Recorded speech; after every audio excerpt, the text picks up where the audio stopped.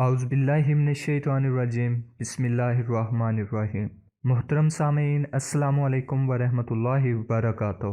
لاکھوں کروڑوں درود و سلام خاتم النبیین حضرت محمد مصطفیٰ صلی اللہ علیہ وآلہ وسلم پر اور ان کی آل پر۔ اللہ پاک مغفرت فرمائے دنیا کے سارے مسلمانوں کی، آمین۔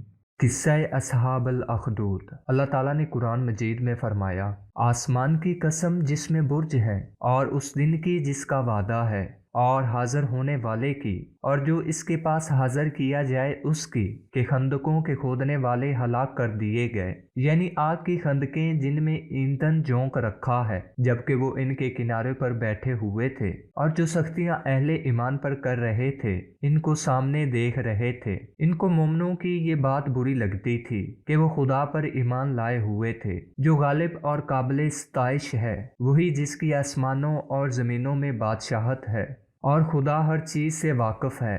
جن لوگوں نے مومن مردوں اور مومن عورتوں کو تکلیفیں دیں اور توبہ نہ کی، ان کو دوزخ کا عذاب بھی ہوگا اور جلنے کا عذاب بھی ہوگا۔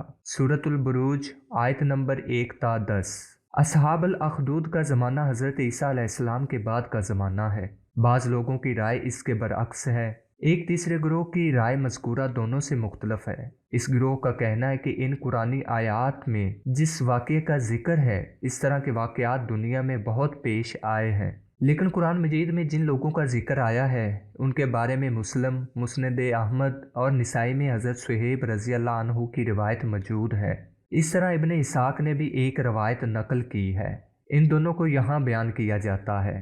حضرت صہیب رضی اللہ عنہ نبی کریم صلی اللہ علیہ وآلہ وسلم کا ارشاد نقل کرتے ہیں کہ آپ نے فرمایا، پہلے زمانے میں ایک بادشاہ تھا، اس کا ایک جادوگر تھا۔ جادوگر بوڑھا ہو گیا تو اس نے بادشاہ سے کہا، اب میں بوڑھا ہو گیا ہوں اور مرنے والا ہوں، آپ کوئی نو عمر لڑکا مجھے دے دیں کہ اسے اپنا فن سکھا سکوں۔ بادشاہ نے جادوگر کی حسب خواہش ایک نو عمر لڑکا اس کے پاس بھیج دیا۔ لڑکا اس کے پاس آنے جانے لگا۔ بادشاہ اور جادوگر کے درمیان ایک راہب تھا۔ لڑکا اس راہب کے پاس بھی جانے لگا۔ لڑکے کو راہب کی باتیں پسند آنے لگیں۔ وہ جادوگر کے پاس جاتا تو اسے دیر سے جانے پر مار پڑتی، اور گھر جانے پر گھر والے پٹائی کرتے۔ اس نے راہب کو اپنی پریشانی بتائی تو راہب نے یہ طریقہ سکھایا کہ جادوگر مارنے لگے تو بتانا کہ گھر سے آتے ہوئے دیر ہو گئی، اور گھر والے مارنے لگے تو کہنا کہ جادوگر کے پاس دیر ہو گئی۔ ایک دن وہ جا رہا تھا، اس نے دیکھا کہ راستے میں ایک بہت بڑے جانور نے لوگوں کا راستہ روک رکھا ہے، اور لوگ اس کی وجہ سے آگے نہیں جا سکتے تھے۔ اس نے کہا کہ آج مجھے پتہ چل جائے گا کہ جادوگر اللہ کا محبوب ہے یا راہب۔ یہ کہہ کر اس نے ایک پتھر اٹھایا اور کہا کہ اے اللہ، اگر راہب آپ کو محبوب ہے تو اس جانور کو ختم فرما دے تاکہ لوگوں کا راستہ کھل جائے، اور پھر پتھر دے مارا تو جانور مر گیا۔ اس نے جا کے راہب کو صورتحال بتا دی تو راہب نے کہا کہ بیٹا، تو مجھ سے بڑھ کر ہے، البتہ تجھ پر آزمائش آنے والی ہے، اگر تجھ پر آزمائش آ گئی تو میرا پتہ کسی کو نہ بتانا۔ اب وہ لڑکا اندھوں، برس کے بیماروں اور ہر طرح کے مرض میں مبتلا لوگوں کا کامیاب علاج کرنے لگا۔ اللہ نے اس کے ہاتھ میں شفا رکھ دی۔ اس دوران بادشاہ کا ایک درباری اندھا ہو گیا۔ اس لڑکے کے بارے میں سنا تو بہت سارے ہدیہ اور تحائف لے کر اس کے پاس پہنچ گیا اور کہا کہ مجھے شفا بخش دو گے تو یہاں جو کچھ ہے یہ سب تمہارا ہو جائے گا۔ لڑکے نے کہا، میں تو کسی کو شفا نہیں دیتا، شفا دینے والا اللہ ہے۔ اگر تم اللہ پر ایمان لے آؤ اور اللہ سے دعا کرو گے تو تم شفا یاب ہو جاؤ گے۔ چنانچہ اس نے دعا کی تو اسے شفا مل گئی۔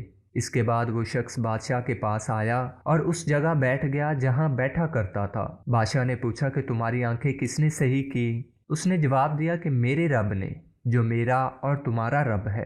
اس پر بادشاہ نے تعجب سے پوچھا کہ کیا تمہارا رب میرے علاوہ کوئی اور بھی ہے؟ تو اس نے جواب دیا کہ میرا اور تمہارا رب اللہ ہے۔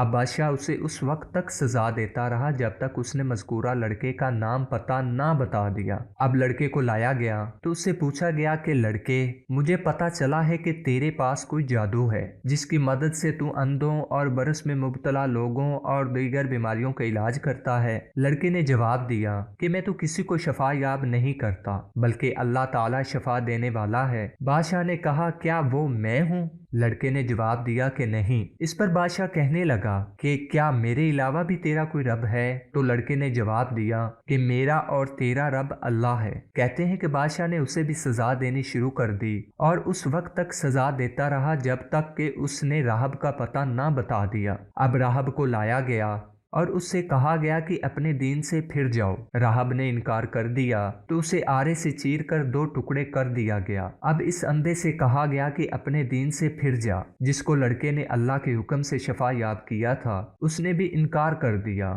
تو اس کے ساتھ بھی وہی عمل دہرایا گیا جو راہب کے ساتھ پیش آیا تھا۔ آخر میں لڑکے سے کہا گیا کہ اپنے دین سے پھر جا۔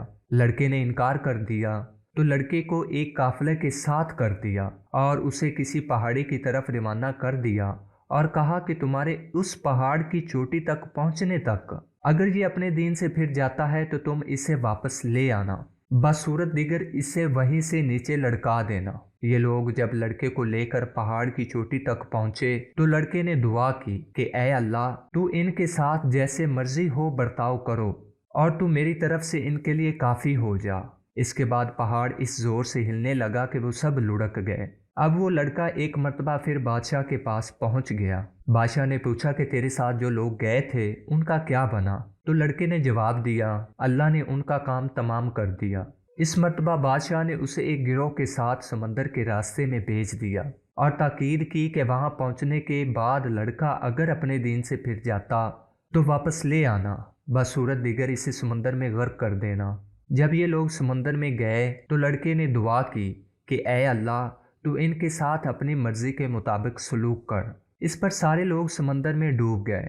لڑکا پھر بادشاہ کے پاس پہنچ گیا تو بادشاہ نے اس سے پوچھا کہ تیرے ساتھ جو لوگ گئے تھے ان کا کیا بنا؟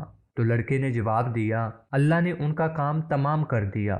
لڑکے نے بادشاہ سے کہا کہ آپ جب تک وہ کام نہ کریں گے جو میں آپ کو بتا رہا ہوں اس وقت تک آپ مجھے نہیں مار سکتے۔ بادشاہ نے کہا کہ بتاؤ۔ لڑکے نے بتایا کہ لوگوں کو ایک کھلے میدان میں جمع کر کے مجھے سولی سے باندھ دو، پھر میرے ترکش سے ایک تیر لو اور اس اللہ کے نام سے جو اس لڑکے کا رب ہے کہہ کر چلا دو۔ اگر آپ اس طرح کر لیں تو آپ مجھے مار سکتے ہیں۔ بادشاہ نے ایسا ہی کیا۔ تیر لڑکے کی کن پٹی پر لگا۔ لڑکے نے اپنا ہاتھ تیر لگنے کے مقام پر رکھا اور مر گیا۔ اب لوگوں نے نعرہ لگایا کہ ہم لڑکے کے رب پر ایمان لائے، ہم لڑکے کے رب پر ایمان لائے۔ بادشاہ سے درباریوں نے کہا کہ آپ جس بات سے ڈرتے تھے وہ بات ہو گئی، سارے لوگ تو مسلمان ہو گئے۔ اب بادشاہ نے بڑی بڑی خندقیں کھدوائیں اور ان میں آگ بھر دی اور اعلان کروا دیا جو اپنے پرانے دین کی طرف لوٹ آتا ہے اسے چھوڑ دیا جائے اور جو نہ لوٹے اسے ان خندقوں میں ڈال دیا جائے۔ یکے بعد دیگر لوگ لائے اور ڈالے جا رہے تھے۔ اس دوران ایک عورت جس کی گود میں ایک بچہ تھا اس کو آگ میں گرنے سے ذرا جھجک ہوا تو چھوٹا سا بچہ بولا اماں صبر کرو کیونکہ آپ حق پر ہیں۔ اس واقعے کو محمد بن اسحاق نے دوسرے انداز میں اس طرح بیان کیا ہے کہ اہل نجران مشرک تھے، بتوں کی پوجا کیا کرتے تھے۔ نجران کے قریب ایک بستی میں ایک جادوگر رہا کرتا تھا۔ وہ اہل نجران کے لڑکوں کو جادو سکھایا کرتا تھا۔ اس دوران ایک شخص نے نجران اور اس کی بستی کے درمیان پڑاؤ ڈالا اور وہیں رہنا شروع کر دیا۔ ایک شخص تامر نے اپنے بیٹے عبداللہ کو نجران کے لڑکوں کے ساتھ جادو سیکھنے بھیجنا شروع کر دیا۔ عبداللہ بن تامر جب خیمہ کے پاس سے گزرتا تو اسے خیمے کے اندر موجود شخص کی عبادت اور نماز میں مصروفیت اچھی لگتی۔ اب اس نے خیمہ میں جانا شروع کر دیا اور اس کی باتیں بھی سننے لگا، یہاں تک کہ وہ مسلمان ہو گیا اور بت پرستی چھوڑ کر اللہ کی بندگی اور اس کی وحدانیت کا قائل ہو گیا۔ اسلام کے ارکان اور اس کی باتیں سیکھنے لگا۔ ایک مرتبہ عبداللہ بن تامر نے اس سے اسم اعظم کا پوچھا تو اس نے باوجود اس بارے میں جاننے کے اس سے چھپا دیا اور اس سے کہا کہ بھتیجے تو اس کا متحمل نہیں ہو سکتا، مجھے خطرہ ہے کہ اس کی وجہ سے تو کمزور ہو جائے گا۔ عبداللہ کا باپ تو سمجھتا تھا کہ اس کا بیٹا بھی دوسرے لڑکوں کی طرح جادوگر کے پاس جاتا ہے۔ عبداللہ کے خیال میں اس کا استاد اسے اسم اعظم بتانے میں بخل سے کام لے رہا ہے اور اس کے کمزور ہو جانے کا خوف محسوس کر رہا ہے۔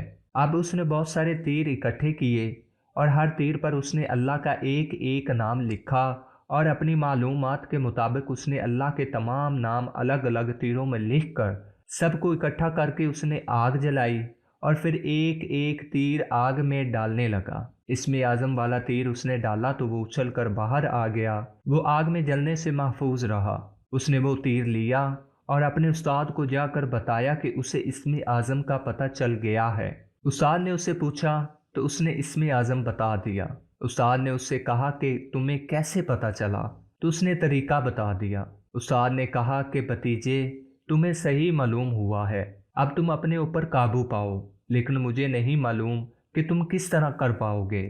اب عبداللہ بن تامر نجران جاتا تو کوئی مصیبت میں گرفتار شخص اسے نظر آتا تو اسے کہتا کہ اللہ کے بندے، تو اللہ کو ایک مان، میرے دین میں داخل ہو جا، میں تیرے لیے دعا کروں گا تو اللہ تجھے تندرست کر دے گا اور تو پریشانی سے نجات پا لے گا۔ وہ شخص ہاں کہتا تو عبداللہ بن تامر اس کے لیے دعا کرتا تو اسے شفا مل جاتی۔ اس طرح اس کی شہرت نجران کے بادشاہ تک پہنچ گئی تو بادشاہ نے اسے بلوا کر کہا، تو نے علاقے کے لوگوں کو میرے خلاف کر دیا اور میرے باپ دادا کے دین کی مخالفت شروع کر دی، میں تجھے قتل کر کے تیرے جسم کے اعضاء کے ٹکڑے کرا دوں گا۔ عبداللہ نے کہا کہ تو ایسا نہیں کر سکتا۔